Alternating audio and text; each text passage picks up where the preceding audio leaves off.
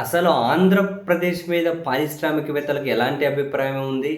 ఆంధ్రప్రదేశ్‌లో పెట్టుబడుల విషయంలో వాళ్ళు ఏం ఆలోచిస్తున్నారు అన్నది బహుశా కొన్ని కొన్ని చర్యల ద్వారా మనం అర్థం చేసుకోవాలేమో.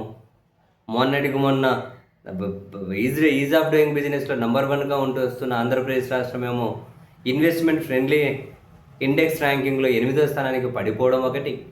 అండ్ కొన్ని కీలక ప్రాజెక్టులు కూడా ఆంధ్రప్రదేశ్ ప్రభుత్వం అప్రూవల్ వచ్చి భూములు కేటాయింపులు గనక జరిగి ఇంక పనులు మొదలు కావాల్సిన చోట వేరే రాష్ట్రాలకు వెళ్ళిపోతూ ఉండడం. మొన్నటికి మొన్న చూసాం టాటా పవర్స్. అసలు భూమి కూడా ప్రభుత్వం కేటాయించింది. అన్ని అనుమతులుగానే ఇచ్చి వెళ్ళిపోయారు.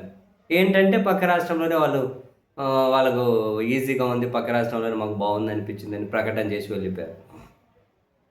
ఇది అయిపోకముందే ఇప్పుడు ఇంక వెబ్సాల్ అని చెప్పి మరో company 4 gigawatts integrated solar cell and module manufacturing project shifted from Andhra Pradesh to West Bengal.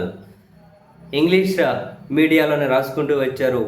The project was earlier proposed to be developed by Websol renewables, a subsidiary of Websol energy system at an investment of 3,538 crores at MP says Naidupeta in Andhra Pradesh.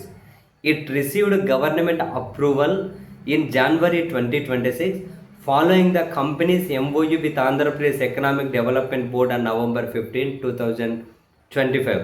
November 15, 2025లో ప్రభుత్వంతో MOU కుదుర్చుకున్నారు. ఆ తర్వాత జనవరి 2026లో ప్రభుత్వం నుంచి approval వచ్చింది. అన్నీ వచ్చిన తర్వాత ఇప్పుడు అదే వెబ్సోలు ఆంధ్రప్రదేశ్ నుంచి వెస్ట్ బెంగాల్కి వెళ్ళిపోతుంది అట. 3,538 కోట్ల పెట్టుబడి అట. 4 gigawatts solar cell and module manufacturing project అట. ఎందుకని వెళ్ళిపోతూ ఉన్నారు అంటే ఇక్కడికంటే పక్క రాష్ట్రంలో వాళ్ళు ఏం సేఫ్ ఫీల్ అవుతున్నారు, వాళ్ళు ఏం బెటర్ ఫీల్ అవుతూ ఉన్నారు. ఇప్పటికి ఇట్లాంటి మంచి మంచి కంపెనీస్ చాలానే పోయాయి.